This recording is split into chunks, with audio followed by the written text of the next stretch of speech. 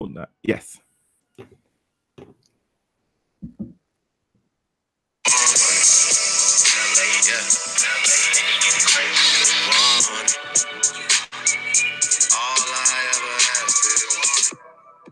Thank me later. Thanks for nothing. Thanks for bluffing. Thank you so much for wearing your Oh, thank you. Thank you. Thank you.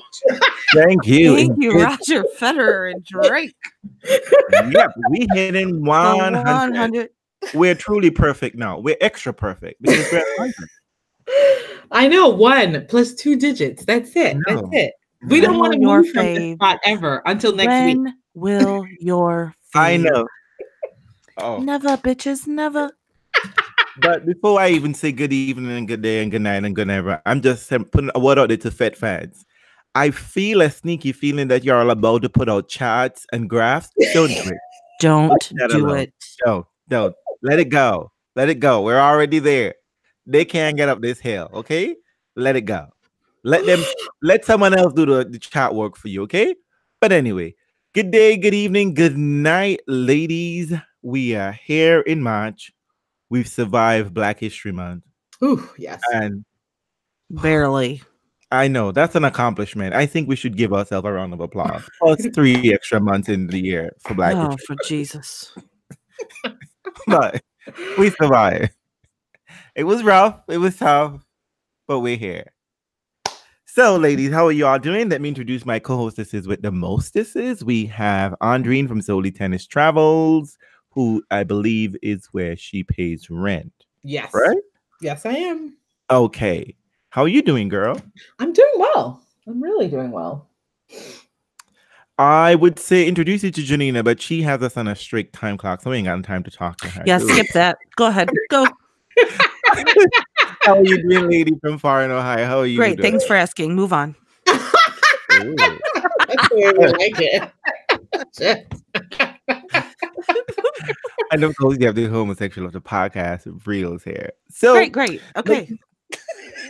Yes, let's get into the results that we care about. I know I didn't care about Alison Van Uytvanck winning. I would tell you about it, but then she probably already snitched me on that shit. So now I have time for that. Skipping her. Moving on. I think the only thing that matters is that she beat our favorite Marketa Vondrousova. Yeah, she beat Vondrousova, which is sad. Get your girl, okay? She shouldn't be losing to snitches. You don't lose to snitches. Just say it. Moving on. But I mean, it seems as if let's go with the ladies, I guess.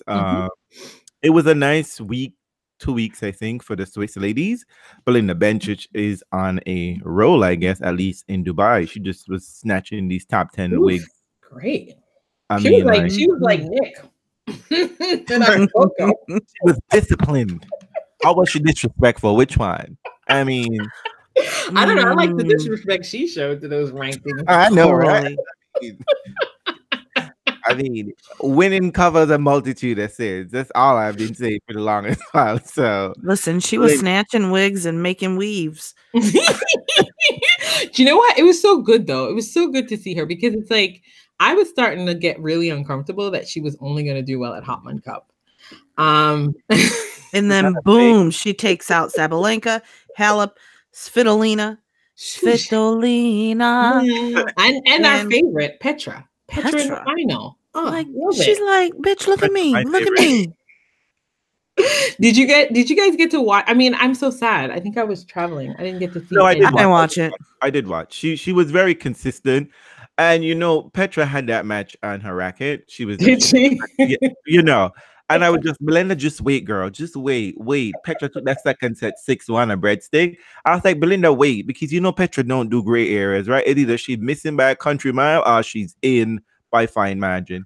And then she's not missing by a country mile. And she was just like, Belinda was just like, what is happening there? Belinda was just like, okay, I'm just gonna run up and take this right. So this is mine for the taking. But I think once Petra didn't carry that momentum early into the third set, and Belinda was like, keeping pace, Petra was just like, fuck it, I'm done. I'm over this shit. So she's gone to another final. I think Petra is having a good year, but just not having good trophies. But yeah, I like her. I like the idea of her getting to finals and losing. So that'll be it. That's good. I mean, I'm just sad for her motivation because Petra didn't do well 2 tournaments in a row, right? Just know like she was just like stock market, right? One day she's up, the other day she's down. But she's been cool, calm, and collected and consistent. And apparently, this might be to a new coach whose name I do not know. But coach, she got to win titles. It's worse when you get to finals and not win them, as opposed to just drop out in the semifinals and second round.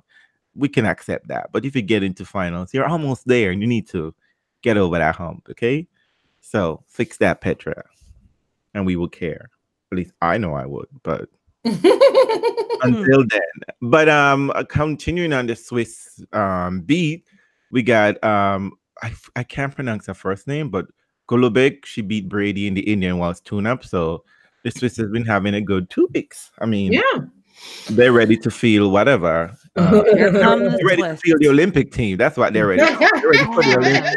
Listen, I've already got that mixed double in mind. So let's keep it going. Dang. It's next year. Can you believe it? I know. It's true. Wow. I was thinking, oh, it's a couple of years out. No, it's next summer. Oh, insane. Wow. Anyways, what else do we care about? And Yang beat Kenin. We don't care about that. Well, they got a name for that girl, but I won't call it. But no one trusts these Americans. They don't trust any Americans. But Yang beat Kenin in Acapulco. So, Andreen, you were in Acapulco. Did you see any ladies matches? I did, actually. I saw Donna Vekic playing Masaki Doi. I was, in terms of scheduling, I don't think Acapulco put any ladies matches. Oh, no, they don't. They don't do that. They don't on the main stage until the very end, the finals. Really? So, no. I don't actually really think so. So when I was there on Monday night, like the second night. I guess their first night, actually. Well, it might be that I think it's a different number. You know how it is, but it's right. WTA. This would be the equivalent to a 250 for WTA, maybe, or something less than. And you know how they do that. It's like DC. In DC, the numbers are different, and it really truly does play out that way in the sense that no women's on the main stadium. WTA is an international event. Yeah. I saw Vekic play Masaki Doi. That was very good. Really enjoyable, but like first set, like blowout. And then I like left because I wanted, I just kind of wanted to soak up as much tennis as I could. So I saw the first set of that and then moved on. Like I went. Well, if you know anything about Andreen and her tennis watching abilities, they span for about a set. And she's I'm gonna watch a set and I'm out. If I'm really comfortable, I'll sit around. But like it was one of those things where it's like, man, I only have a night here. Let me see where else I can watch and what else I can see. So I saw that one, and then I went and I actually caught a little bit of Stan versus Ryan Harrison.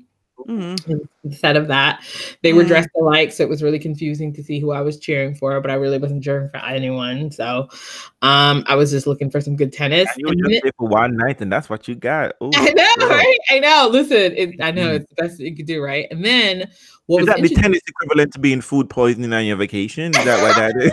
I thought it was going to be a good enough match, but then the big match, actually, to be honest, the big match. So when I was watching Masaki Doi and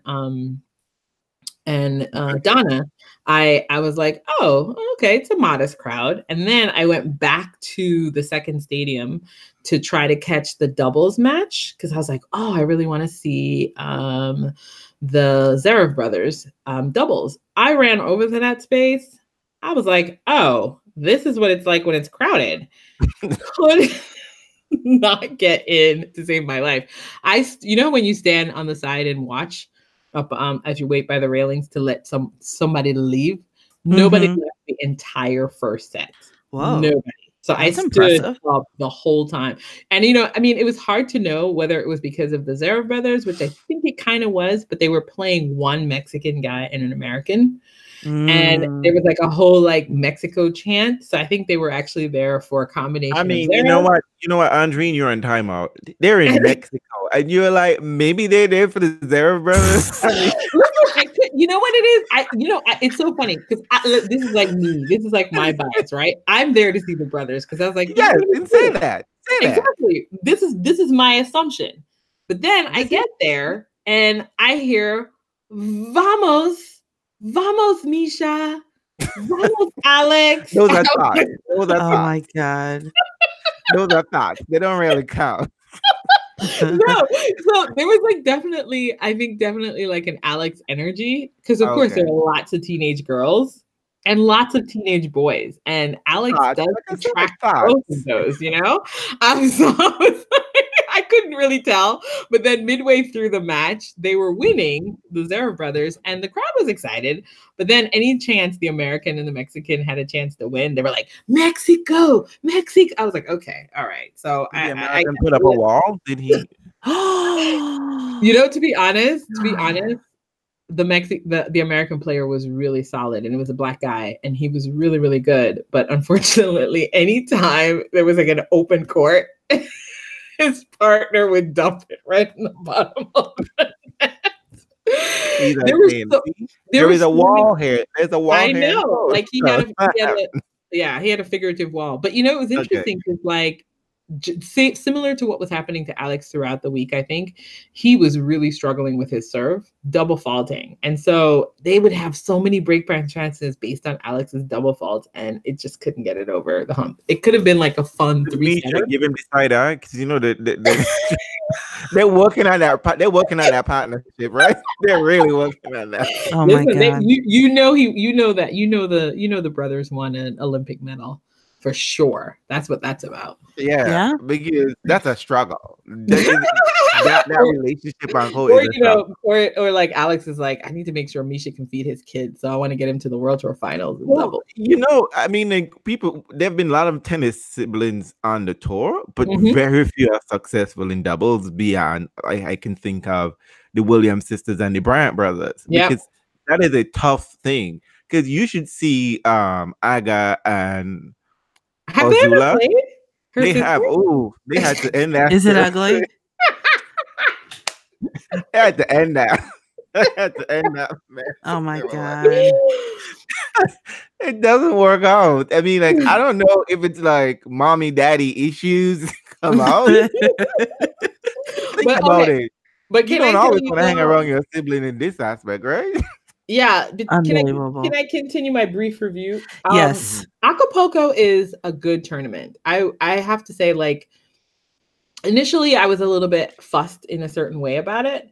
But let me tell you why. Buy your tickets ahead of time. Do not deal with the box office because the box office is a little sketchy. Like, that's all I'm going to say about it is that I saw people selling tickets beside the box office. Usually that has to happen at a very far distance, right? In any other space. Would it get cheaper? No. It's like a scalper. But like usually if you're going to be scalping tickets, you can't be that close to the box office. You can't be the box office. You can't? No. Usually, I bet in Mexico, maybe you can. I mean, usually they try to establish like a real far distance so that you really feel like it's two different operations. Honest to goodness, it didn't feel like two different operations. Because at one point in time, this one person went up, bought her ticket from the box office, walked 2 paces away, and started selling tickets. And I was like, no. I mean, now if I was really, really into it and really like comfortable with my Spanish, I'd be all about it. But if you're not comfortable with your Spanish, I would just say get your tickets ahead of time because that was too confusing. And guess what? You go to the box office and it says sold out. Guess what? It's not sold out. That's just a sign. Oh my God. Wow. I mean, but I think it was more like an ad to say that it's all sold out. But then when I went up, I was like, oh, no way. The tickets are gone. He's like, oh, no, they're tickets. And I was like, wait, but the sign says sold out. Stop. Well, I think it's just a sign, like sold out. It's like a lot of fun. It's all sold out, but there's still some tickets. Well, you know what? It might be. So not to cut you short, it might be a Spanish expression in Spanish. No. Because no, let me get you. I told a friend of mine who speaks Spanish fluently, adios, and he's like, no, you can't say adios. Adios is like when you're dying, like I won't see you. Goodbye. And I was just like, that's not what they taught me in Spanish. Just like you gotta say ciao. So maybe so now it's just like no, I mean, like I think it's probably, you know, it's probably just a sign, but like I took it literally. So I was like, oh no, there are no tickets. And I went there and it was like, no, there are tickets on sale. But the anxiety around it was too much for me. Cause it's like, so then I go to the box office and I was like, listen, let me just pay for this ticket. He's like, oh no, we can give it to you for cash. I was like, I don't have cash on me right now. I just got here. So I, you know what, the agita would have been gone if I just arranged the ticket in advance. So if you arrange the tickets in advance at really nice prices, I think it'll be fine. If you want to deal with like, you know, people selling tickets on the DL right then and there, it's, you know, more power to you. That's too stressful for me. You know, I'm like a box office nerd. I'd like to go to the box office and get my ticket because if something goes wrong, I want to be able to go back and say, this ticket is shit. Exactly. That liability, that insurance issues. But so honest to goodness though, the site, it's like a site where it's a little bit like Milan in the sense that it's a place where they bring the tennis. It's not a space that operates tennis. Didn't you say that this venue is like built down and rebuilt every year? Yeah, I mean, I don't know if but it's definitely a built up state. So it's like, this is something that they put on because it was so beautiful though, because you go in and as I'm walking towards the back of the tournament, I'm like, wait a minute, I'm walking towards the beach. Like if you get in, you could just continue to walk up towards the water. This is why you can't blame Sloane for not doing well there on that one time. Of course like, we can. We can blame her for anything. It's all about her weave. And you know, another thing that the tournament is doing, which I've heard every place else is doing, I guess they're doing it in football, cashless, mofo. It's cashless. I go in there after having gone back to my hotel to get cash to give the box office because the box office is like, hey, if you give me cash, I'll get you your tickets. I go in and I was like, okay, I've got a couple pesos here. No, they don't accept cash. So you have to go to a space, give your name in, you get registered. They give you this little wristband that is attached to your name and like your contact details, which you can change whatever, obviously, but and then you put cash on it. So you could put physical cash, which is ridiculous, right? Like you could take cash out of your pocket, give it to this woman, and then it adds onto your, you know, to your wristband, or you could put your credit card, right? But yeah, the whole thing is cashless. So you're basically able to be tracked at this tournament, right? Because I think that's the whole point of these cashless ventures is like, wow, it's now an opportunity to figure out your behavior at the tournament. Big Brother is watching, right? Like, I mean, I was like, I think, do you remember back in the day when cash was king? Not anymore. Not in our, so it was a cashless tournament, which was a kind of was great, right? Obviously you could spend more because you're just like, hey. So when you go up to the register, they scan your wrist, tell you how much money you have, tell you how much the thing is going to cost, deduct it, and then they show you how much. You know what? This sounds like that fire festival. Fire festival. It's not quite Fire Festival, but I think what's noteworthy about it is just this way that they want you to have a kind of seamless experience where you're just like clicking here, dapping I don't here. understand how people think it's like cumbersome to pay for something that I want. Right? No, but you know what it is? I think it's psychologically really compelling to make things cashless because first of all, you probably can't. In one way, you feel like more. You spend more money. Spend more, right? I feel like you would as you're just like waving your hand. Right.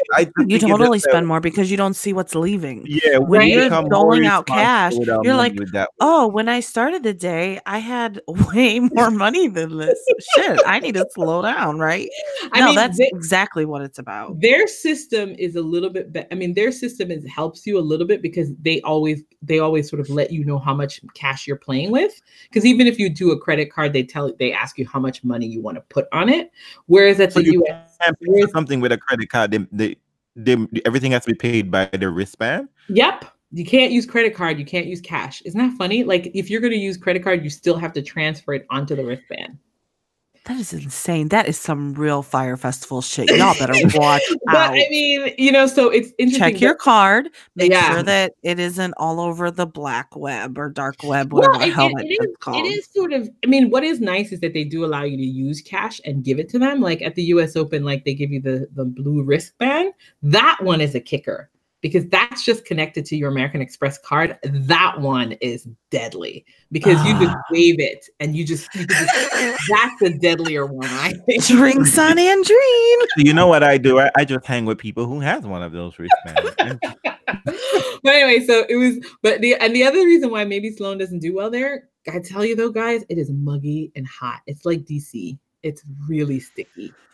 There's not a lot of breeze, so that's why the players are drenched. It's really, and that's why they start playing at 4 o'clock in the afternoon. Yeah. The whole time I was there, I kept thinking of DC because it's one of the few tournaments that start in the afternoon too, and I was like, oh, this is. But it's super homey. I think they have like a whole Nickelodeon section for you to bring your kids and play. They have really good. Those damn kids is gonna make you wave your wrist all the time. They have like high-end liquor stations, but then they also have normal like beers and stuff like that. I actually thought it was well staged. They had lots of good variety of food, lots of really good places for you to sit down. So I really enjoyed it. But I think it was a little bit lonely too, because I was the only Black person there. Oh wow. Isn't that surprising in Mexico? Yeah. I would, it's in Mexico City. I mean, it's Acapulco, which is different. I know. But Mexico City, you have a different vibe in Mexico City along those lines. No, I was still the only Black person I saw. But but in the tournament itself, it was like a little bit lonely. Like I was like, and also the language barrier. It was, I don't know if everybody that worked there was super friendly, but I didn't find necessarily that the place felt like a friendly place too, because I was really the only Black person. So that was kind of interesting. And I think wrong. You know what that means, Janina, right? She's gonna pay for us to go along. Well, actually, I was saying to myself that if we could, like, that is, first of all, it's so close, and it is really inexpensive. It's really inexpensive. Oh no, honey. Mexico isn't close to Janina. It's close, right? I guess so. We're on the other side of the country, dear. It's not a car drive away. Like almost have to go to Florida first. It's not a car ride, but if you were going to go to a foreign place, right? It's probably the most reasonably priced foreign place you could go in terms of your dollars taking. Mexico usually is. Yeah. I will say the only downside about this, and this is just a thing, is like I decided, because it was just one night, to stay in the resort that is where the tennis tournament is hosted, because the tennis tournament is actually hosted on a resort site. And so there's a hotel there, and the players stay there, and some of the other players stay at maybe a private villas and stuff like that. But I saw a bunch of players going in and out of the elevator. I saw Nick sitting down at the lobby as I entered. So a lot of the players were there. So it was kind of cool to have that vibe. But the weirdest part about it is the machine guns. What? It's really strange to be at a turn. It's just, I think this is just resorts in places that are that's just all inclusives in general, right? All inclusives always create the sense that don't get off the property, right? Because you're safe as long as you're here. Yeah. And so when I was on my way from the airport, you enter this long driveway and you have to enter it, and there are guards there with machine guns. And then as you go up the driveway, you then enter the resort property, and the resort property, there's machine guns there. And so it's just I know for some people, the visual makes them feel safer, but for me, it actually makes me feel less safe. Mm-hmm. I want the security, but I want the security to be background. Invisible, right? Ninja security. So it made me hypersensitive. And so this is the thing, I never want to believe a place is safe or not safe or whatever, because people have all kinds of ideas about where Black and brown people are and what's safe and what's not safe. But the hyper presence of the guns sort of was a bit distracting for me. So I never really felt totally at ease.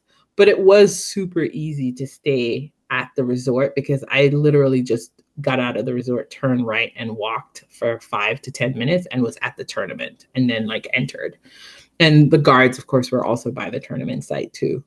But yeah, I didn't have a real, I don't like that feeling. That's like the only downside about it, because I think the tournament itself is a really nice tournament. I think the tickets are really reasonably priced in terms of the exchange rate for Americans, probably even more so for Europeans. Not the English anymore, just the, you know. Oh yeah, maybe the pound. No, not so much, but but yeah, the whole time I was like, this would be really fun with Reels and Janina though. Janina would get lushy because you mentioned that high price liquor and beer, and it's cheap. Think it would be fun. I think, you know, I see why Nick likes it there, because it does have a sort of fun vibe. You never get a shot. I don't think so. I need to be safe. You never get it. She would be like, "Hey, sir, with that gun." No, I know. It's I mean, like, I think I was doing it on my own, so maybe I was just more hyper. Yeah, and it's a new place and it's foreign. Well, no, you've traveled up, but I guess, you know. I mean, you know what?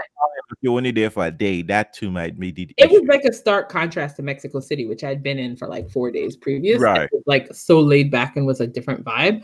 Acapulco, which apparently my friend from Mexico says, well, you know, it has a reputation of being like the playground of the very, very wealthy gangsters. So it's a little bit Vegas-like, I guess, historically.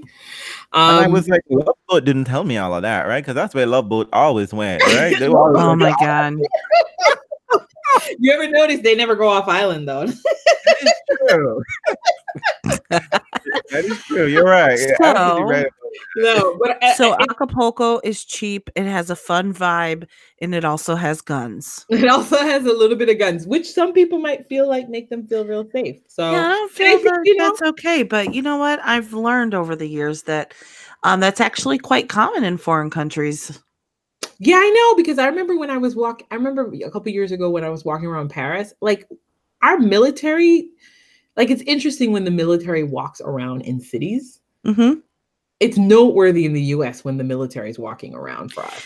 Yeah, it's like scary. Like, what's wrong? Yeah, like you look around and you're like, what's going on? I think because it's only in most other places, police officers are not heavily militarized and they don't necessarily carry guns in the as American police city. I mean, New York City, NYPD has enough members to be almost like a standing army.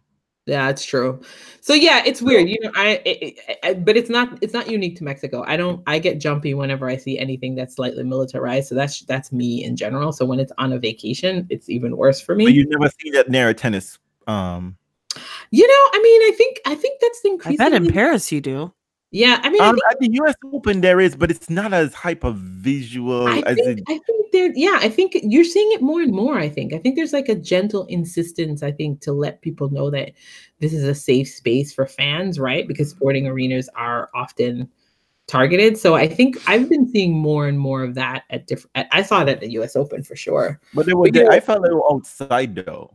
Yeah, not for like sure. in the tournament itself. Yeah, but I think it's like you're in a foreign place. You're not entirely 100% certain of everything, so something like that just sticks in your brain, maybe. Right. But no, I mean, but nonetheless, I would definitely try to stay at the resort again because it's too damn easy.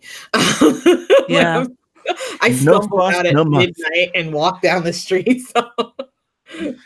But wait, you walked the streets at midnight in Mexico?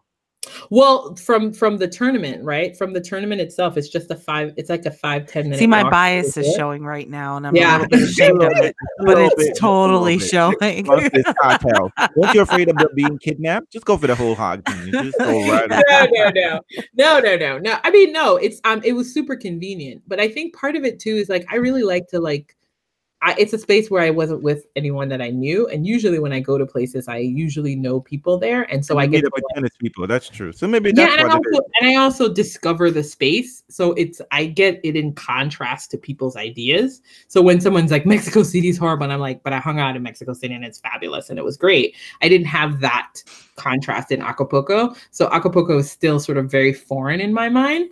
I needed to have just hung out there more and then got a read of the place for myself. right now, it's still just a kind of very foreign thing in my mind. Next year, when we get rich, we're gonna go. But let's just say we're gonna have to have a real tennis fan podcast in Acapulco. It is a party space. I think it'd be real fun. I'm here. I don't do well with the heat. You mentioned the heat.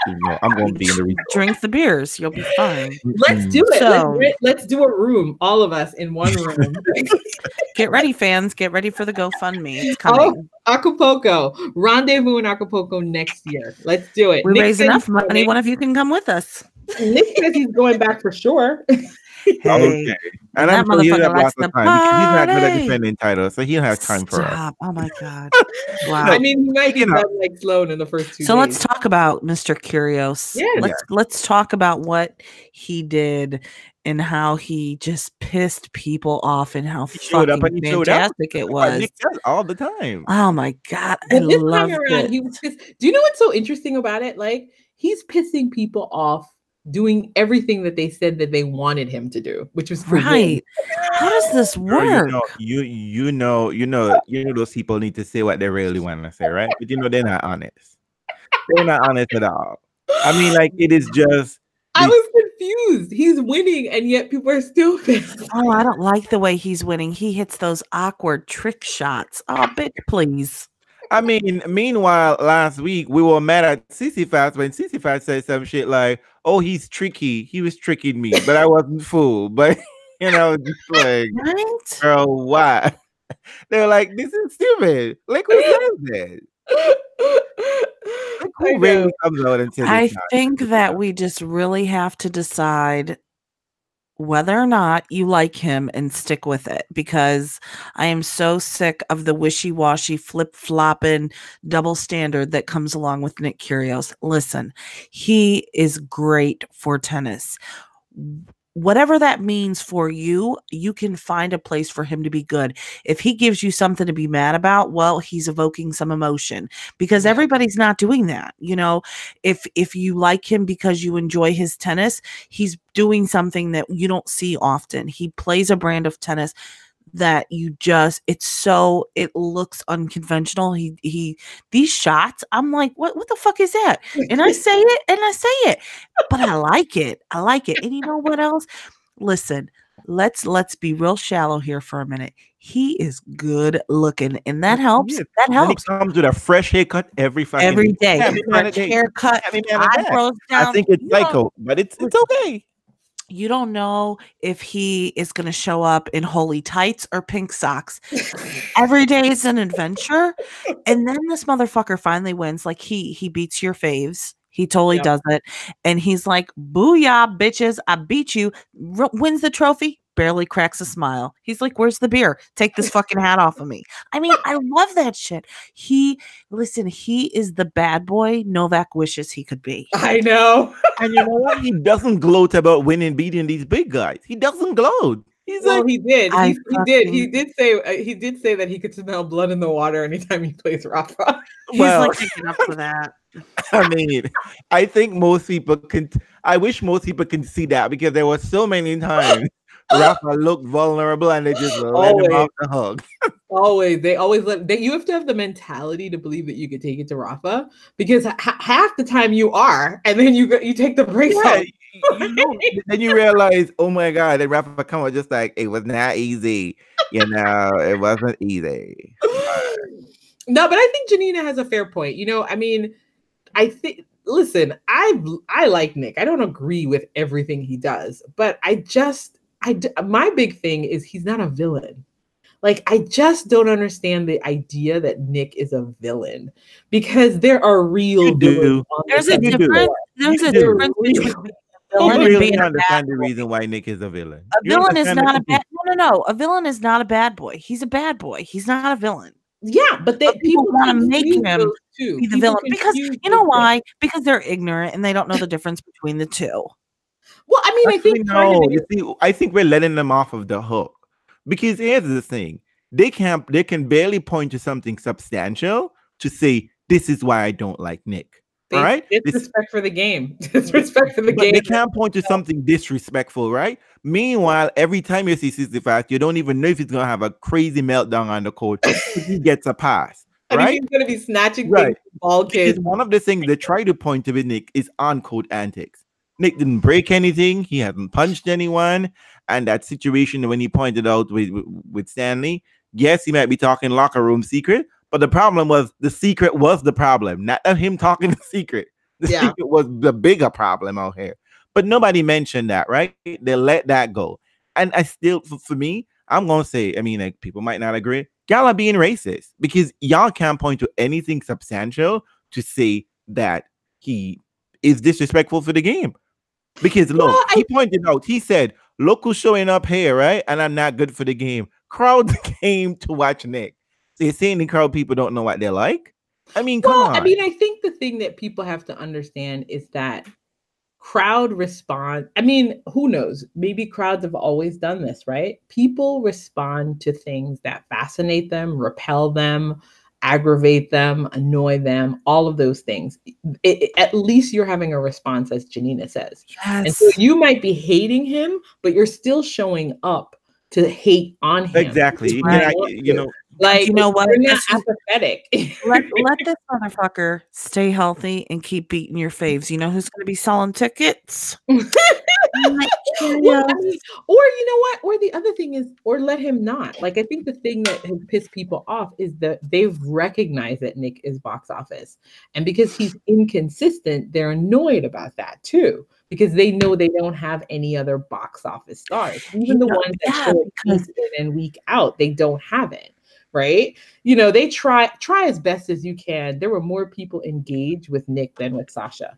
Even though Saschia is more disciplined and more all the things that you want to believe that is going to be great, which, listen, I love Saschia too. I get that. But on a good day, you want to watch Nick. It's not the same thing. It just because isn't. Nick brings some emotion all the time. And you know something really interesting? Nick plays really fast. Yeah, I know. They're not gonna be out there laborious nonsense. Yeah, for marathon. No, he plays really quickly. You know what? I don't like this. I mean, I don't like comparing people of color, but you know what? He brings that type of energy that Monfils brings. I know. That inexplicable. This is energy, and I want to see this spark. This guy, and you know anything? They reach out to the crowd. Yeah, the crowd responds about you, and he's trying to show you something out here. You know, he's an entertainer, and that's not a bad thing, and that's what I like about Nick. I mean, generally, I think but beyond that, he also just played really, really good tennis this week. Like, he played really good tennis, and he played some ugly tennis, and he played some beautiful tennis, and he played, you know, like, hey, I mean, could you believe, right? This is how I know these people are fucking racist, right?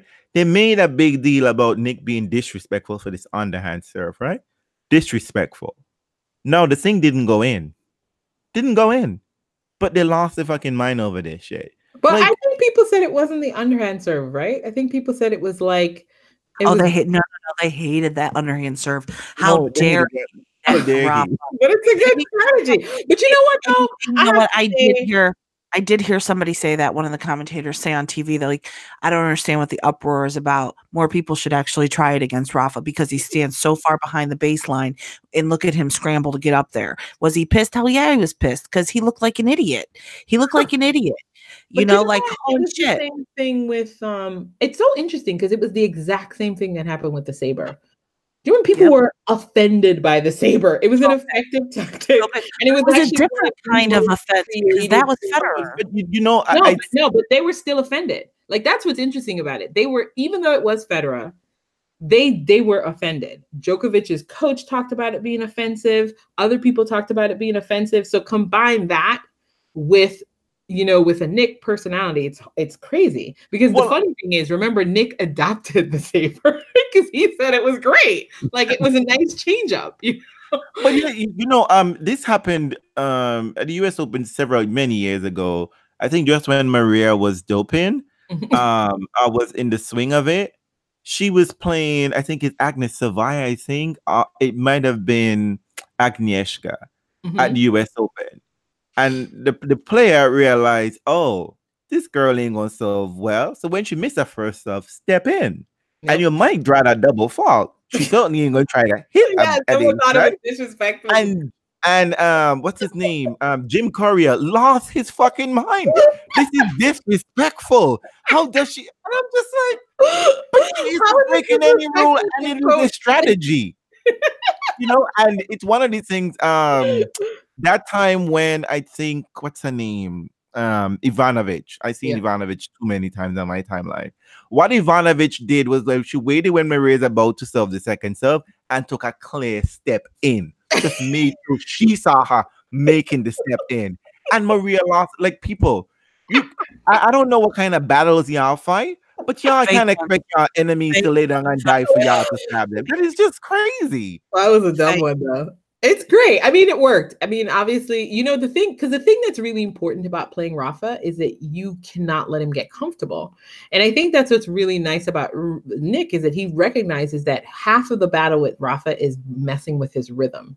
And not giving him what he wants. And not giving him what he wants. Over the water bottles. Yeah, like, that's the thing. Like, or the phantom thing in Madrid when Federer sat there waiting for Rafa. Normally, Fed would get up and then stand and wait. But actually, what ended up happening one time is he just sat there, and then Rafa had to be the one to eventually get up, and it was discombobulating. So it's like, I think it's important to just sort of take any advantage you can. If it's your fave, sometimes you're going to get really annoyed, but it's all within the rules, right? I mean, and I think exactly Nick recognizes that you just get Rafa off of his rhythm. You know, you change it up, change the ball up, because you know he gets like that metronome. Like so you know what? Maybe next time we'll see a fucking sidearm serve. I'm here for it, and I'm going to cheer that on. And Rafa can go to press. You know, it's a shame. It's a shame Tennis TV blocked GIFs because I am waiting for that GIF when Rafa was scrambling to the net when they're on the hunt. It's great. I want that GIF. But it's also, you know, secretly, please. Fed said it's fine. You know, it's fine if it happens, but it's horrible when you miss. And it was exactly what happened. He missed. Right, but here's the thing. I don't understand how you're fighting about the underhand serve, and Divadal is the king of drop shots. Right? You know, but a drop shot is, listen, I think everything changes. No, remember Federer, everybody got into Federer face and Federer say, I don't like it. It's not part of the game, kind of like, you know, he's like, you think you should miss a shot, not by, you know, you should play in a rally.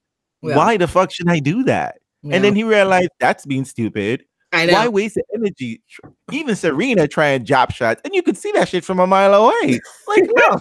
Listen, those drop shots were great. That's what got Tsitsipas all over the place. No, I mean, you gotta do what you gotta do, okay? He's gonna try new different things and don't. I don't know, people. This is how tennis works, right? Never let your opponent feel comfortable. Never give him everything. That's ideally the point, you know, and I think it's interesting. Like, I just thought Nadal's speech afterward was so classic. I was like, dude, you sound like an old man. Don't say that. Disrespect of the opponent in the game. I was like, we'll see. This coming from the motherfucker who got into the losing ceremony for talk about, well, I was injured, so. So bad. I got a broken leg. You know, I was in a wheelchair last week. My arm is missing. I broke a toenail. So donated a kidney. That's why you won. I mean, what could be more? And then that ceremony turned into like, well, I was in 3 wheelchairs afterwards. You know, and I broke both legs, and I was blind for 10 minutes. I think there's some accepted models of behavior, and I think maybe Nick is like the AOC, gets under people's skin. Okay. Rafa's too old for this shit. He's too old for this mess. If I was there in the press conference saying that shit, I get it. You know, you're salty. You lost the match, right? You thought you were gonna come in. Said it in his face. He's like, "Who coaching you? I can't even thank anybody in your box." Wow. Oh my God. I was like, girl. I would have been like, if I'd been Nick, I'd have been like, well, it certainly ain't no multi-time major champion. That shit ain't helping. But I love it because you know what? That's this generation. They're gonna trash talk each other, and I love it. I think it's fine. And it seems harmless enough. They seem to get along fine. I think it's great. But notice we don't say shit about this when the women are doing it, right? Everybody love the cat fight. It's not even a cat fight. It's not. It's just, it is what it is. People are just being straight up honest about it.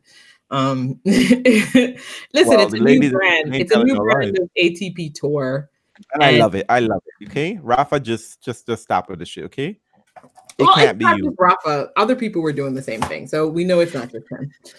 No, it's not just him, but really, Rafa, you go into a press conference to talk like that, get the fuck over yourself. When you lost, okay? That's a winner shit, okay? Losers can't say that, okay? Yeah, just shut up and go home. And not when you lost in the second round, too, So boo. now that we've spent 20 years talking about that. On fun Nick. I love Nick. So that was good. I love him too, but we didn't even kind of like get through results. Like we got to talk a little bit about who else excited us.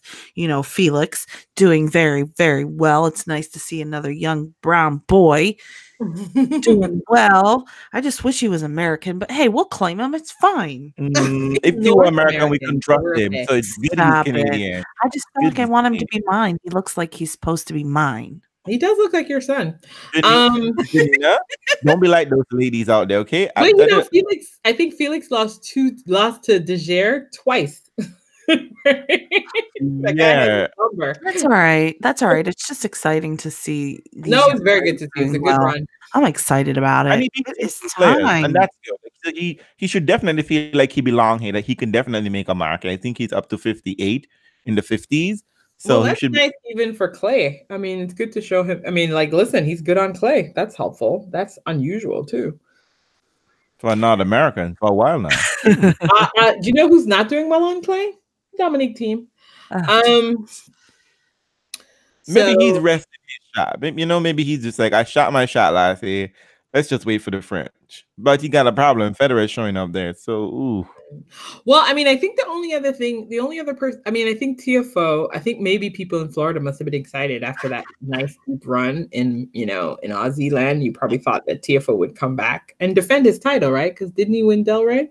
He did. Yeah, he won Del Rey last year. Yeah, but he decided to lose a meltdown. He had a complete fucking meltdown is what he did. Did he? He was in charge of that match. He was up and then he just had like his brain left and he never found it. Wow. And you could see him on court going, what's happening? What is happening? Like he was legit pissed. You could see it on court. And I was like, what? Why? What? Huh? It was the weirdest thing to watch. But again, well, we always question that, right? I was going to say this was classic TFO. This is what he does. He often loses from a winning situation, and it's really sad. And he never comes out. You never feel like he's going to own the match. Yeah. Well, except you know what? I mean, except that I think, I mean, that probably was a little bit of a surprise for him because I mean, he didn't play like that in Australia at all.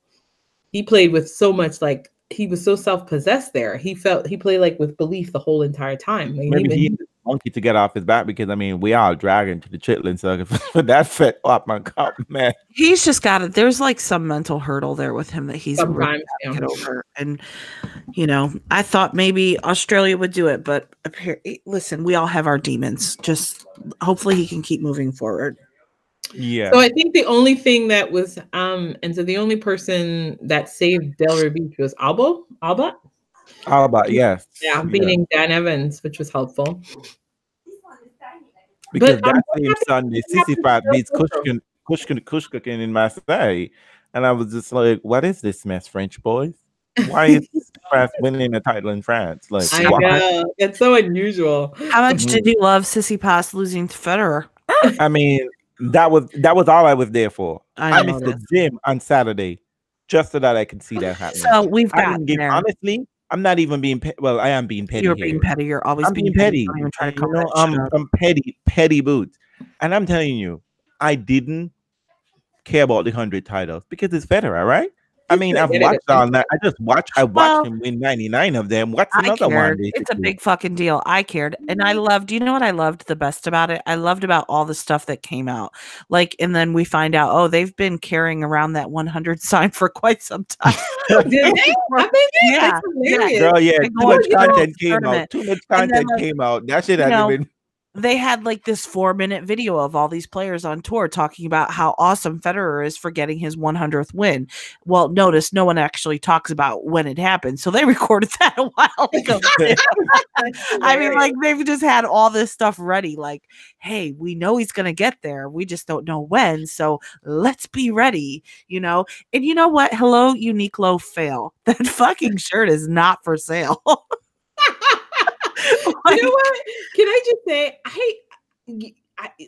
I'm like the worst Federer fan because I knew that Federer was at 99, and I was like, okay, yeah, he'll get 100 eventually.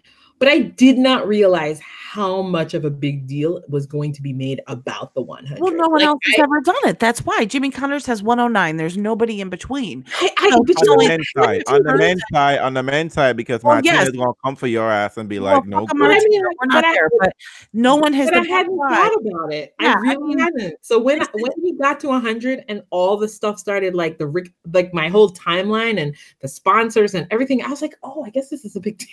Yeah, it's kind of like a big deal. And I mean, it's insane. It is insane. I don't know. I mean, the man has been playing tennis for ages, though. Yeah, he's been playing it, but that's just it. Who can play tennis for that long at that high of a level and keep accumulating titles? That's why it's such a big deal.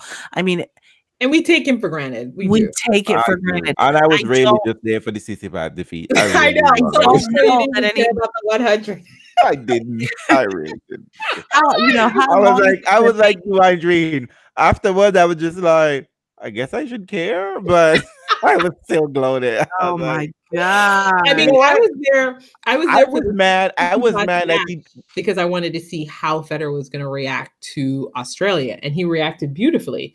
He completely took that match with wonderful net play and wonderful returns, and also better serving that day. Whew. I just wish he had that Bona performance in the finals, but I guess people gotta pay for something, right? They wouldn't want that kind of Bona disrespect, you know. I mean, but it was still a pretty decent. I mean, it was a nice tight final in the sense that, right? Like it kept Tsitsipas, he lost his serve early, and he kept it very close. Right, At no point in time did Federer. He played some good tennis. He's a good tennis player. I just don't like it. I know. 100 about that. I know, but he played really good tennis. He was, I mean, he was creative. He was all over Federer as best as he could be at times. And I was like, Federer, you better hold on to this break. I never felt like it was a comfortable match fully for Federer. Like, I mean, that's what you want, right? It's a 2-set match, but I still felt like, yeah, no, there were moments. There were definitely moments. I mean, Federer, you know, whatever. It's fine. I mean, Federer had an up and down match. Not match, tournament. Like, you know, his serving was really scratchy at times. Yeah, it was very windy apparently. And so he didn't feel like he was on top of the ball always. But somehow or another, by the end, it was one of those. It was super windy. His hair was all over. I had a different take. I just felt like Federer, knowing that he's possibility he's gonna get to his 100 title, right? And this is a good place, right? Because he had major success at this place, right? And he was just like, you know what? I'm gonna take the scenic route. I have some old friends here. I have Kohlschreiber. I got Nando. Such an asshole. And then I got these kids. I gotta get fuck these kids. And then that's when he started to play really well, right? When he was playing the kids. No, but he lost a bit. Yeah, like it's interesting. Maybe he was a bit bored playing for Dasco. I'm not sure, but I'm just saying it wasn't. And Kohlschreiber was really, he was studying Kohlschreiber in the practice. Kohlschreiber was studying him. Yeah. Kohlschreiber need a win. I'm sorry. I mean, no, it's disrespectful. Kohlschreiber has been Federer friend. Okay, you keep that. I don't give a shit. We're gonna move this. Tommy Robredo had the fucking win over. I don't care. Don't you bring up Tommy Robredo. I was at that match. Let's just not go there. No, it was. Federer said he didn't really expect to do well there because he hadn't played that long. He hadn't played in a long time, and he was just expecting to be out there, maybe go a couple of rounds. He's still at home. He drove in. So I don't know, the rich people, right? That's the privilege you can have when you got money, right? Listen, I'm driving in from my little condo apartment. No, but it was but it was some really good playing. Monfils played wonderfully. I mean, I was like, oh my God, I was gonna be conflicted, right? Because Monfils was playing. I heard Monfils was in complete control. I was actually I was watching the match on my phone. Monfils was in control of that match. Yeah, he was. I don't know what happened, but I just think he was up in a break, no? Yep. He just lost his he lost concentration. Well, I mean, I would say that, when it Tsitsipas is, a tricky player that he can be that when he's really feeling himself, the dips in his game is very slight. Yes. Right? It's not like he can refocus very quickly. Exactly. He doesn't go through like these long bad patches. We're not gonna talk about that Rafa match, right? Because that was just a bad match from the That's just a bad matchup for him. Right, bad matchup. But hello, I mean, Rafa looked across the net and said, "Hey, a Federer backhand." So I mean, Gasquet has already taught him every secret there is about that shit. But what's his name? Sisyphus can have winners from anywhere across the court, right? Sometimes it's going to be like where you're in control and then you just lose yourself quickly. Mm-hmm. And I think Monfils just kind of got tripped up, and then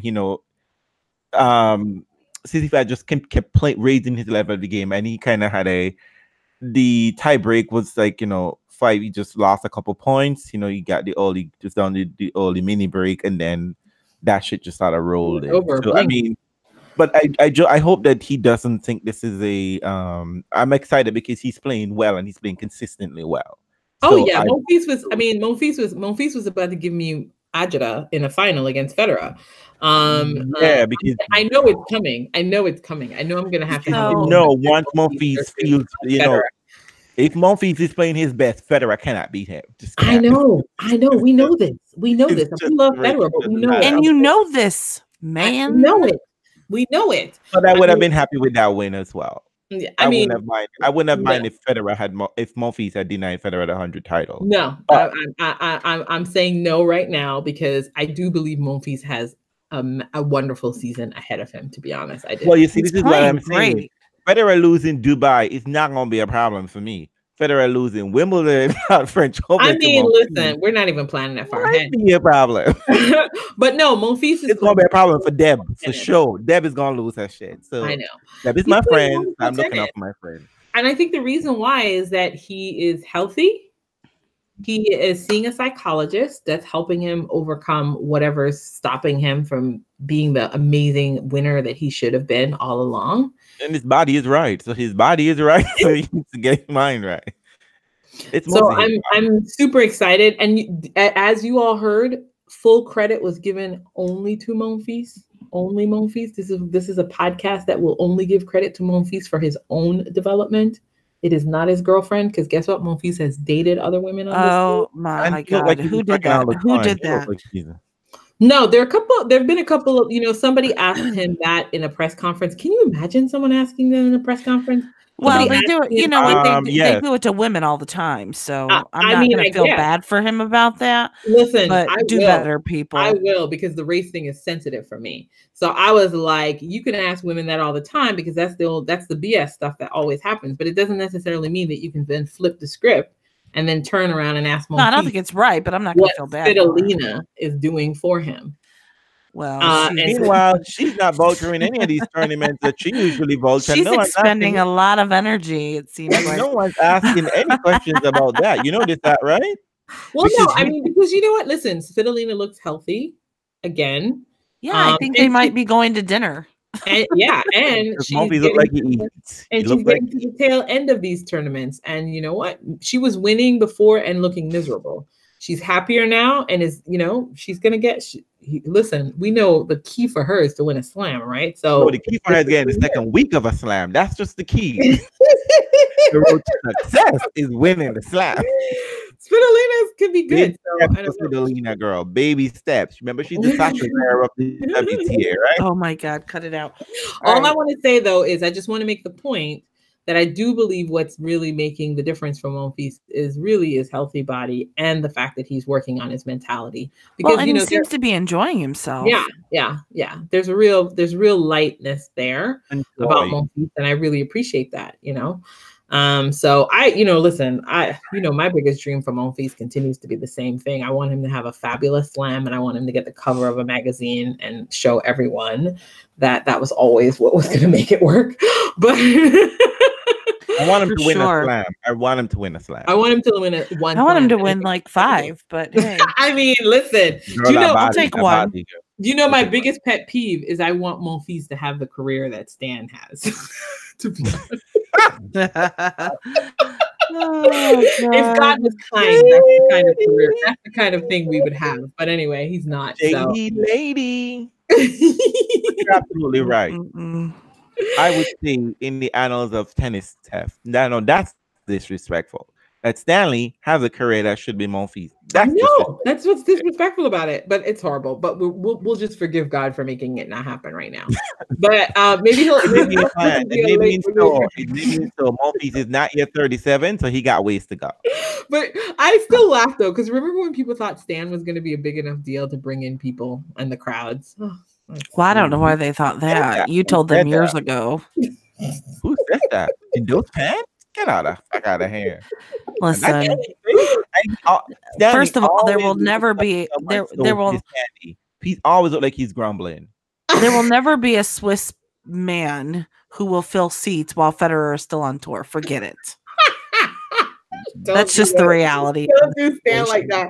But I mean, he's going to fill anyway. I mean, the funny. Listen. I mean, let's not even play. Right? Give Monfils or our Kyrgios Stan's career, and you're filling stadiums for sure.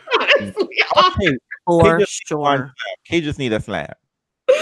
Anyway, so Monfils is on a wonderful run, and that's fantastic. And we like it. My pretty boy Pea took down Desir, I guess, yesterday. I only caught the first set. It was a really nice, tight tiebreak. Oh my god! I also decided that he is pretty. He is, right? Yes. Yeah. That was the most important thing for me. Yeah, it's the jawline, right? The jawline convinced you. He's got a nice jawline. Yeah, he's cute. He's very cute. But so, I've heard that lots of people lost in Sao Paulo, and it was a big deal because apparently they had a dip in of attendance of something like 45,000 people. Oh, that's hilarious. That's a big deal. Right. I think they saw what happened in Rio. Everybody was falling like flies, and they're like, "Fuck it." Oh no! I think the 45,000 was Rio. Sorry. Oh, if that was Rio, it was because the highest seed was Sousa after I know. That's brutal. Bad. People anyway, don't know who he is. Moving on to, we said we're going to do another hour, so I'm going to try to wrap it up. If blame Janina, people. We can. We have 15 more minutes. We could do it. Oh, we got lots of time. So news. So. I guess one of the things I wanted to talk about was that I know Saschia Vickery. Mm-hmm. She did that Behind the Racquet, and she talked about. I guess it touched me personally. Is this when she talked? Wait a minute. I'm sorry. Never mind. Go on. Go. Oh, she just spoke about the fact that that she was at these tennis tournaments. Like her mother sacrificed so much just for her to get here, and at times it was just enough for her to just get to the tournament. And she would be at these places and would be starving. Oh, and then she talked about expected to play at a high level. Right, yeah. And she said literally at the threshold where she had to win this event. She had to win this match. Too much pressure in order to get money to move on. Yeah, and to get home and to get a meal.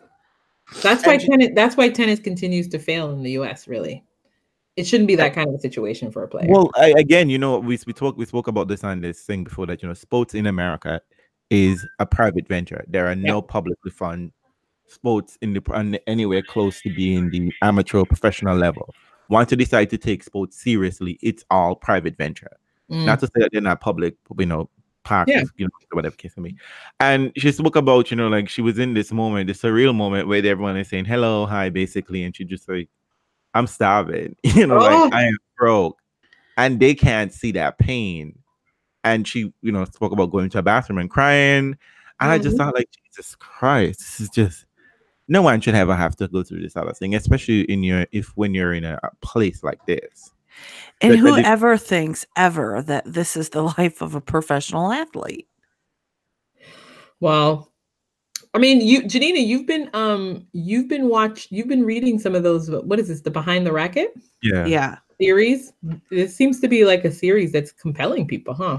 It's like people telling good stuff. Like it's nice to see something different, something personal and that's not silly, because it's easy to get silly stuff out of players, right? But something personal. And I guess, I mean, I'm wanting to say to know their struggle, but it doesn't always have to be a struggle, but it seems like that's what people are sharing. I don't know that that's necessarily the Noah Rubin's objective is to get people to share their struggles, just their realness. But that seems to be where a lot of it's falling, and it is really, really interesting. Well, for me, the player controls the narrative. And they're telling their own story in their own words. And that to me is what is compelling about it. Yeah. I don't have a media spin on someone trying to extract a single quote to build some kind of fit. Because had this story been taken up by the media, it would have been done in a completely different manner. And it would have been like all of these salacious tropes and whatever. But here she was speaking to an experience I'm sure many of the players, black, white, female, male, could identify with, being on that struggle road. And not just tennis player, just being in a position where there are people who go to work every day and have no money and need that live paycheck to paycheck.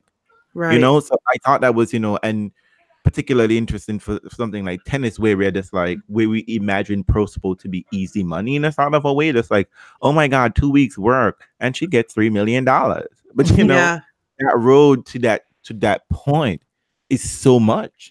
And we can lose. And one of the things I thought was just how vulnerable they are at the early stage. Because she could have just been like, fuck it, I need to go get her a proper day job, right? You know what I mean? Hunger, anxiety, Which is why you need support for players at right, exactly. And players need support. And then it also made me mindful of, when you see players, you read these stories about, players haven't paid back people and players have to go borrow money. This is why. Because not everyone can deal with hunger pains and the struggle for this. They might not everyone's gonna make it. Someone, comes along and and you're just like, I don't care, whatever, I'm signing anything, I just need this to stop.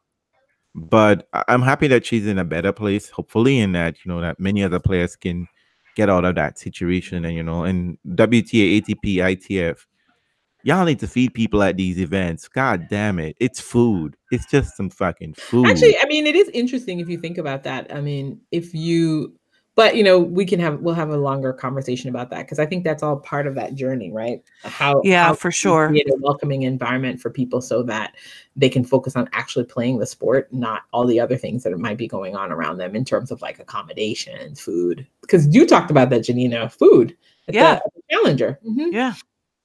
Here's a banana. Have a good day. The other thing that seems to be going up for people is like tennis TV blocking GIFs this time around. I don't understand this. I mean, I do understand it, but I don't understand it. If we want to talk about it from strictly a legal perspective, okay, fine. Every sporting event that is ever on TV, ever, no matter what it is, always at the beginning and end of the broadcast will say, you can't use our shit. It's copyrighted. But nobody is going after people like tennis. And I don't get it, because tennis is so small. So why are you shutting people down from spreading love and joy and exposing and giving your sport free fucking advertising? And you're like, nope, can't do it. Why? What is it? What is the harm? No one is profiting from this. So that's I guess perception. That's the question, right? Because I think, first of all, you know what? Tennis is not the worst at it, actually. I was doing a little bit. FIFA apparently goes hard on it. But I can understand almost FIFA going hard, because their sports, football, is full of superstars, right? It is anywhere you go in any corner of the earth, somebody can tell you who a superstar is in soccer. You're not always going to get that in tennis. Yeah. So tennis, what? I don't know who plays tennis. You're always going to know somewhere who plays. So they're trying to maybe better control what's theirs, because it's probably easier for people to misuse it. But see, well, I think soccer has a lot more tons of distribution rights. So that might be part of it, right? That in different markets, et cetera, because a lot of it depends on. But they don't need. My point is, soccer doesn't need the fans to advertise for them, whereas tennis benefits from it. I think they do. But see, that's a perception point. That's a perception people have, is that you're assuming that tennis doesn't have a valuable thing that it needs to protect as well. You know, you're like, well, soccer, well, everybody knows people. I think that's an argument everyone uses. I'm going to expand the gaze for this but the reality for a GIF in tennis is oftentimes the GIF that is being, or the GIF that's being distributed, is the key moment that is going to be used in a highlight later for the person that has distribution rights. The other thing that I worry about in that aspect is that it's very clear that in order for them to make the GIF is that they would have been recording the match. Yeah, but they're capturing the match right. No. That the person who's creating it, they're paid to have it streamed, not to record it. So there is some recording device that they're using where they're capturing the match.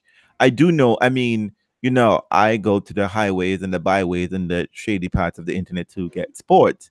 Mm-hmm. And I do know YouTube has brought out a manner in which I think they're blocking all live videos somewhat in terms of sporting events to a certain extent, unless it's coming from the corporation, because I don't have access to Eurosport in America, but I see tons of Eurosport feed. But Facebook has not yet restricted that activity, so people can go there and see that happening there. So, you know, it's a very tricky sort of thing, but I do think but it's not always about recording things, because you can record it. It's about redistributing it. I mean, we have DVRs and redistribution of it. And it's the redistribution. I'm afraid of maybe at some point that this person is capable would probably do that. But the other thing is that I don't know why. I mean, for most part, people don't, unless it's a quote unquote classic match, right? Most matches go by the highway and just disappear. Tennis doesn't create some sort of like a package highlight reel or something of that nature, and these things just sort of like go out of people's. But Tennis TV does. That's its market. Its market is actually to be about reproducing content, because it's also on Twitter. I mean, I think the thing that people are failing to understand is that these people are competing on Twitter with their product. That's why they're going to go after you. Is that if you make a GIF that gets people's attention on Twitter might very soon take that market, because Twitter has been streaming sports live. You know, so it's just like, I think the thing is, like, I get it. Like, the perception for us is that tennis is not that popular, which is true. But at the end of the day, the whole GIF conversation is really about profitability. It's really about distribution rights, and it's really about who owns something. And on Twitter, you get your GIF to go viral. That's something that you've taken from someone who could have made get money at some point. You can create, you know what I mean? Like, and that's their money making. That's Tennis TV's way of making money in some ways, is for, you know. So, you know, what they should do is what the WTA ended up doing, which, if we all noticed that's what the WTA just ended up hiring people who used to do. That's what I was about to say. Dude, go ask for a job. Don't be out here trying to be doing free work. Go get a job with these people. Well, or maybe what, you know, because one of the things that's interesting is that it probably is demonstrating to the person who's upset that they have the wrong gaze, right? Like, they're not capturing the right moments. So maybe their GIFs aren't going as viral as somebody who is basically attuned to what the fans really want. Because I've noticed that. I feel like the people who are getting caught are people who have sort of got an eye for what the moment is in that match, even if it's not a big moment, right? Because that's what GIFs are. They're the emotional moments. They're the beats. And so what you end up, what I feel like what normally ends up happening is you just basically buy the competition off. I'm just saying too, and clearly, I just wonder, the ATP as a whole has been really cracking down lately, and I just wonder why. Because it's a product they've sold. It's a distribution. I know, but I feel like late the last year, 2 years, they're really cracking down. But I don't feel like they, as an entity, are doing more.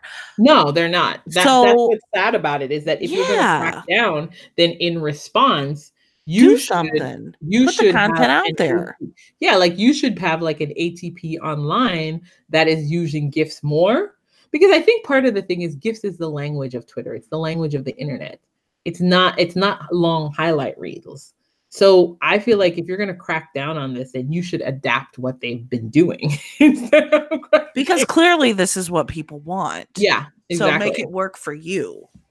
Yeah, and I think that, but I feel like it's the tension of like an old marketplace versus a new marketplace, right? They haven't fully understood that this is the language of this new marketplace. And I mean, I see all the responses from people. I definitely do. But at the same time, I do understand that, it is the likeness of somebody that the person doesn't own. It is a product that the person is not advertising and not broadcasting. It's somebody else's broadcast. And so, I mean, nobody's taking anybody to court about it, but I think that eventually at some point in time, y'all keep complaining about it, they're going to sue your asses. Go ask for a job, dude. Go ask for a job. I'm just saying. Plus, you're white, so you will get that job anyway. I don't know if it's like that, but I think Janina's point is well taken, though. She's like, if you're going to protest it, then you create something similar. Create a GIF account and do the exact same thing that this person's doing. Yeah, so that fans can enjoy those GIFable moments. And you know what I mean? Like, this is a product. But it's interesting, right? Because I mean, that's really what it comes down to. Somebody else is creating a product that's more compelling than what you've done. Shame. Well, this has been tennis on a whole, right? You get the sense that that they always miss the beat on everything, right? That the moments that are really great are created by someone else outside of the sport, are like happenstance. Very few players understand. They barely get it from the players, who are basically, a lot of them are walking zombies, and they sometimes, you get the sense tennis can't even create excitement for themselves. But you know what? This is kind of what happened when you had all those other sites, the sites that Rachel used to win, where she used to do all those personal questions. And then eventually the ATP took over doing those things. Right. And so it took them out of the marketplace, right? Because they had real direct contact with the player. So I think ultimately that's actually what's coming, is the ATP wants to create its own GIF department to do that, similar to how they used to. And they're trying to do it for free. They just these people are trying to do it for free, and the ATP's like, listen, we're gonna have to take this because this is our product. We can do this. But as soon as they ask that dude, I would demand a check. I certainly would. I'd be like, let me do it for you for free then, or for a salary. I would. Don't do it for free. Ask for money, because ATP got money. They got money. Anyway, they have money, but not enough to feed their players. Well, not enough they want to choose to feed their players. And I'm surprised players don't ask for this. I'm surprised that they've been working along and showing up a place and food is not available. Listen, they do complain. We know that they complain about it, but nobody's listening because nobody cares about. Listen, all we have heard, especially since this ITF rule change and stuff, we've heard over and over and over again how important it is to break into the top 100. And we keep asking, what does that really mean? Well, what it means is nobody pays you any attention until you're there, because that's what gets you direct entry into so many things. So nobody even cares that you exist until you have proven yourself to be at a certain level. But why? I mean, when Giro was on the show, he talked about sleeping on floors and people piling up in hotel rooms because they can't afford their own room. I mean, Sergey has talked about this. We know that this happens, but nobody cares. Nobody cares. Why aren't they taking? I mean, we just keep coming back to this. Yes, it is a business, but seriously, nobody cares about the Walmart. Nobody cares about the worker at Walmart who can't feed herself. That's what we're talking about, right? So this is the thing, right? You're talking about how do you develop and grow a sport. When you've made it 100% a business venture, you're not providing food for people. Where do they provide? But you do need to provide them a place to work. No, but it's a job. Think about it. Think about it entirely. This is a job space. It's not a living wage. If my job requires me to travel, there has to be food allowances. There has to be.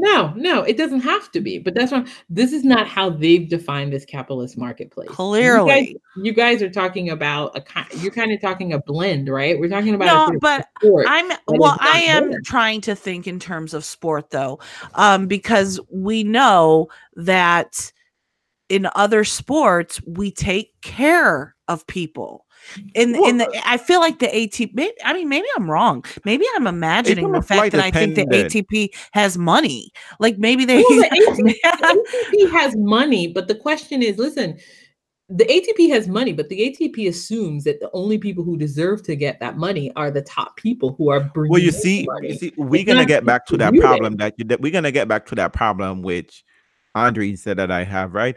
I like well-defined complaints, right? I like, because my thing is that I'm just gonna say this because, and I think we could sort of like wrap up and because I know we've stretched past here a little bit, but it's just like you want me to care, you're complaining, right? But I'm not hearing you articulate your complaint properly. And Janina pointed out that yes, getting to top 100 is a big deal. But my thing is that you see, this is where I have problems, that people get out of the struggle and then forget where they came from. Because once you know the struggle down there, you could be advocating when you're in the 100 and people are listening to you and try to get better. I don't understand. One of the main issues I've always had is just, I don't understand how the player council, as all the players meeting and talking, and then you give that message to one man to try to talk for you on the ATP board. And that one man is Justin Gimmelstaub. Nah. Y'all are fucking crazy.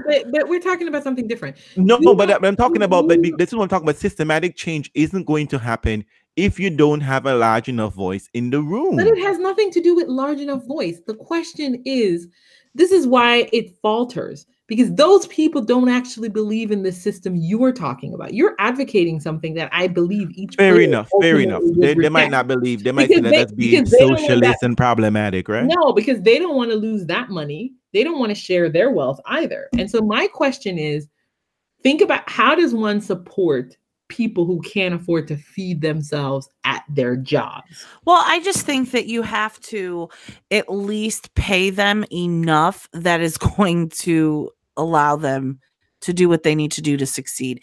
I think that when we're talking about sport and you have an organization that's going to promote people, that you have to invest in them. And if you're only going to pay the winner of a tournament $10,000, then give them dinner. Well, this is the question. Your question is, what is the investment strategy for growing a sport when there is no money and sponsor at that level? And but they do have money and sponsors. No, they don't. do. No, they don't. There is money. There is definitely money. No. You're connecting different levels. You're talking about money that's at the ATP and the WTA levels. You're talking about these other spaces. Those are the challenger circuit their sponsor is run by the ATP. What do you think a challenger sponsor is playing? Come on, who's paying us? They're sponsored, but the money at that level is very different. I understand what you're saying, Andreen. I understand that we are imagining. I just think it can be redistributed, right? Sure, but hello, you're talking about some sort of weird socialism. Listen, this is right. Exactly. No, I don't think I am though. No. But understand that is how they're hearing that. That's how they hear it, because you're talking about redistributing money that is being brought into the game by the higher profile players. Because they want the players at the bottom very well want to be at the very top to be cashing so that in they on don't that. get their money. But there are more ways to do it than by taking away money from the people that bring in. There's no, but listen, it's a complete pie. It's a complete pie, right? So it's not like charge for a ticket, but it has to be distributed. But the question is, where is the demand for you to charge a ticket? But you saw that challenger, Janina. No one was there during the week. But this is the question, right? So in some sense, what you're talking about is what we've been asking all along, is subsidizing one space with the wealth of another. People have problems with that. That's the key question, right? A lot of times, Janine, we all know people advocate against their own best interest, right? All the time. Because what you're really asking for is subsidizing, because those tours can't play for themselves, but we have a model about paying for yourself. And so if this comes down to ticket sales and sponsorships, then of course you're right. It's not going to happen. But if you're talking about, can you subsidize this part of the tour, because we believe that this is a piece of the tour ultimately, then that's a different conversation. But no one's having that conversation. Everyone wants to have the conversation about how, this is a meritocracy. You win, you get money, you lose. Oops, sorry. You know what I mean? So you're right. I think it is about subsidizing. But do you think these players want to hear subsidizing? Given that the majority of the tour is made up of people that no one even knows their name, they do. I mean, because if we look at just the sheer numbers, the top 100 in the world is nothing compared to what we consider a professional player in all of the world, right? So these folks need to figure out how to fucking band together and speak up. Well, you know what? And that is something that we're going to try to figure out with the ITF's change in a future podcast, because I think that is the question. How do you create a professional tour with enough people that can make a living wage? And how do people respond to those? And remember that this living wage by definition depends on the sport, right? Yeah. So they won't be able to live on $15 an hour. Okay, they just won't. According to the ITF, supposedly it's about $40,000. Somebody would have to be making $40,000, which is about what most normal people, right, could kind of make. So you'd have to live on $40,000. Listen, it's not living on it. It's how much a person would need to make in order to sustain themselves on the tour. I don't believe that. I don't believe. Who's covering traveling? That is the mind. When people do calculations, it's always an average. So that's probably. I don't know which number they're working with, because that don't even seem right to me at all. Well, I mean, these are the questions. But I mean, but I think this raises a question that we've been pondering. I think one can barely buy a monthly Metro card with that kind of money, and expensive. What about taxes? Because tax rate is different now, because they pay tax rate in their own country. Your question is, are you maintaining a home on your own if you're traveling half the time? Or are you living with your parents? I mean, these are the kinds of things that you have to ask yourself about a person who is doing a job that's mobile, right? Are they maintaining an independent home? I don't know. It doesn't make sense if you do. So, I mean, I think there are a lot of logistics and questions that we'll obviously. Yeah, gather your questions, submit them, and we'll see if we can get the answers. We're also very happy to accept suggestions of where we can go to do some research. So that's right. And I've got our stat girl working on it. She better fucking come through. Diva, you're getting a shout out here. Reels, did you want to round off with a final? Yeah. So, this is a podcast with a homosexual on it, and because of Martina Navratilova's, I don't even want to call those things comment, a diatribe. I felt that I had to respond to that, and I actually wrote something. Real Tennis Fan was actually something that was written, not actually a podcast before, but and I had two wonderful editors look at it. And so I have some work to do, because Martina decided to issue, I don't want to call it an apology, because that was even much more fucked up than what she said originally. Martina Navratilova, in essence, in my opinion, is a transphobe. Okay. Particularly against trans women athletes. So tomorrow it should be out along with the podcast, if I can edit things and get everything together. It will be out. It will be out at the same time. It's not even if, it will happen. Okay. It may not happen. It may not happen in the morning, as the podcast will drop in the morning, and Reels will drop his piece by the evening time. I've given him that. Andreen is like, this is what's going down. Get it? Mama Andreen always. Mama Andreen is on it, because I want you all to read what he has to say. We love Reels' writing, and we think he should do more of it. And yeah, Andreen, you're doing too much now. I don't even believe you at this point. I know, but I believe it. So, and you know what's so funny about it? It's not even because he's the homosexual of the podcast. the topic is valid regardless of whether you were just and actually it wasn't even that. It was just because I know no one in tennis is going to handle this situation. None of the usual suspects. And that's the crazy thing that bothered me so much, is that there are literally LGBT community sitting in the press room, and not just the one that we see having his talk. There are more. That's fine. But we're gonna. I don't understand why this hasn't. That's why there's an opening. There's an opening, as Tressie says. Nobody's asked this question. I better write it. So that is true. And Tressie McMillan Cottom is the word to me. Kids. Submit your questions. So let go Janina be a mama, and Andreen got like 3 hours behind us, so she still got the day left. She has another podcast to record. Did y'all know that she's a moonlighter? Yes, actually I do. I'm gonna cheat on this one. Did you know that this bitch has another podcast? Amazing. It's really good. Check it out. I feel like how you feel like listening to reels, that when I listen to other podcasts, it's like I wanna be. Yeah, it's so good. It's so cool. No. I never feel like that because I don't like Chris.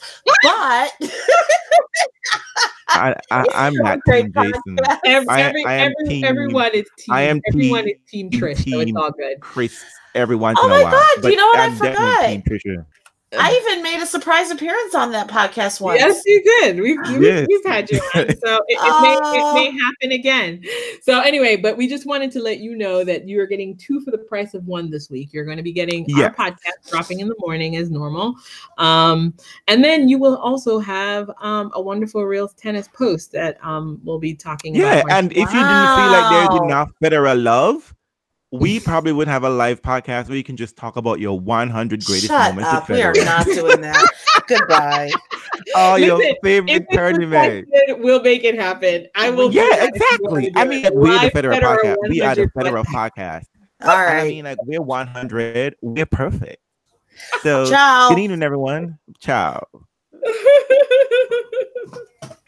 Is Mike okay, Janina?